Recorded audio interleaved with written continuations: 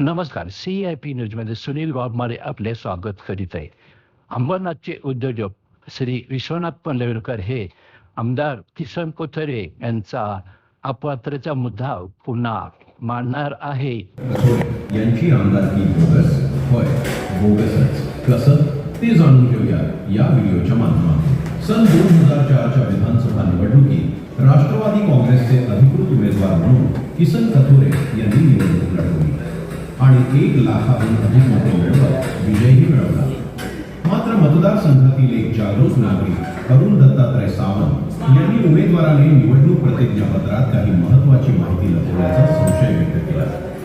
यावरूनच अरुण सावंत यांनी माहिती अधिकार कायद्याच्या माध्यमातून RTO, महावितरण आणि नगरपालिकेकडून कागदपत्र मागवली. या कागदपत्रांमध्ये कथितपणे 2 वीज मीटरची थकीत बिले, किसन कथोरे यांची पत्नी कमल कथोरे यांच्या नावावरील बदलापूरमधील बंगला आणि त्याची घरपट्टी, एका महिंद्रा स्कॉर्पिओ वाहनाचा उल्लेख, TDCC बँकेच्या अध्यक्षपदाचा वापर करून पत्नीला दिलेल्या कर्जाचा तपशील तसेच पद्मावती कन्स्ट्रक्शनमधील भागीदारी यासारखी माहिती समोर आल्याचा दावा करण्यात आला.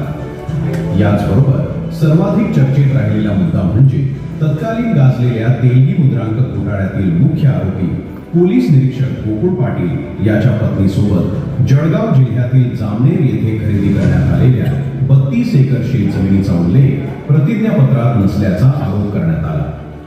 या सर्व माहितीच्या आधारे अरुण सावंत यांनी न्यायालयात याचिका दाखल केली आणि 16 ऑगस्ट 2007 रोजी मुंबई उच्च न्यायालयाने ऐतिहासिक निर्णय देत किसन कथोरे यांची 2004 ची उमेदवारी रद्द म्हणजेच नल अँड व्हाईट घोषित केली. यानंतर हे प्रकरण सर्वोच्च न्यायालयात गेले. मात्र 9 मे 2014 रोजी सर्वोच्च न्यायालयानेही उच्च न्यायालयाचा निर्णय कायम ठेवत अपील फेटाळून लावले.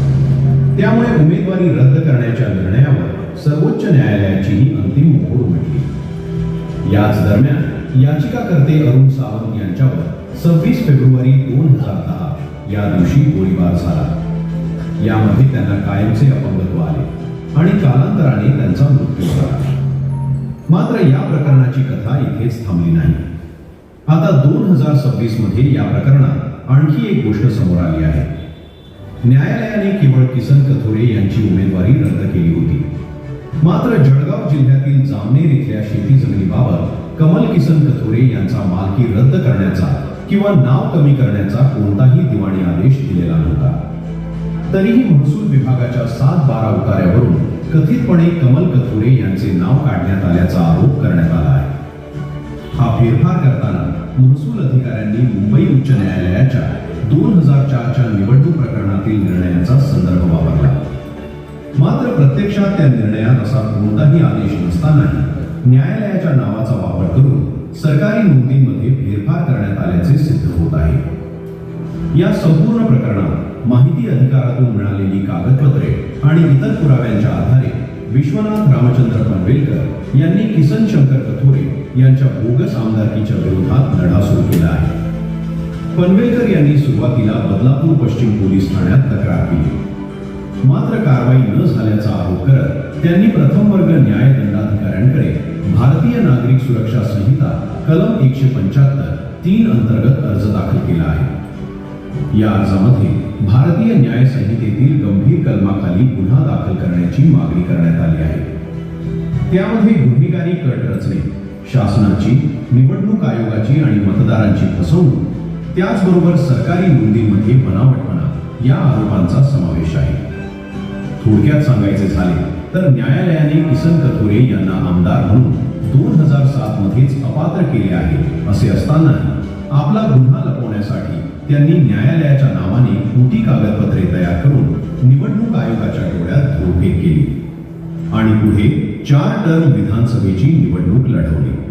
किसन कथोरे यांच्या उमेदवारीबाबत उच्च न्यायालयाने दिलेल्या आदेशांच्या आधारावर महाराष्ट्रात स्थानिक स्वराज्य संस्थेत उमेश चव्हाण, मध्य प्रदेशातील मुकेश मल्होत्रा, मणिपूरमध्ये पृथ्वीराज सिंह, अरुणाचल प्रदेशमध्ये करी कहोकरी आणि केरळमध्ये सिद्दीकी यांना निवडणूक आयोगाने अपात्र केले आहे.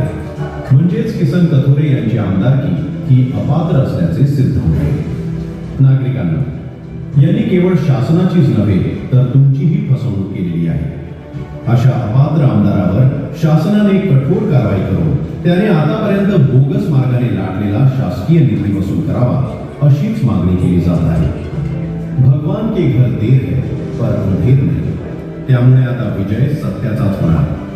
किसन कथोरे यांच्या बोगस आमदारकीचा बोरखा आता फाटणार. किसन कथोरेंनी बिना डॉक्युमेंट करता गव्हर्नमेंटची स्टॅम्प ड्युटी न भरता नावावर करून द्यायला कोण आहे गव्हर्नमेंटचा? हा गव्हर्नमेंटचा समजा आमदार असल्यामुळे आमदारची पाहिजे गुण नाही चालत. त्यांनी सामान्य माणसाप्रमाणे स्टॅम्प ड्युटी भरली पाहिजे, फेरफार केला पाहिजे. बिना पैसे नेणार फेरफारच्या काकांचे घरचे राहते. जेव्हा आपल्याला माहिती पडेल तेव्हा आपण काढणार ना. सुप्रीम कोर्टाने डिस्क्वालिफाय केला, त्याच्या ऑर्डर प्रमाणे 4 आमदार दुसरे डिस्क्वालिफाय झाले त्या ऑर्डर प्रमाणे, आणि हे बिचारे तसेच राहिले. हे का तसे राहिले? हे कोणाचं काम होतं? त्यांच्यामुळे दुसरे डिस्क्वालिफाय होतात त्या ऑर्डर प्रमाणे, आणि हे बिचारे तसेच, कारण याचं काढलं गेलं नाही कोणी, ते आता निघतं. सत्ताधारी पक्षाचा एकच म्हणणं आहे का याला जेवढा निधी आला असेल, जे काही त्यांनी खर्च केलं ते सगळं गव्हर्नमेंटने वसूल करावं आणि त्याला डिस्क्वालिफाय ताबडतोब करावं, हीच आमची इच्छा आहे.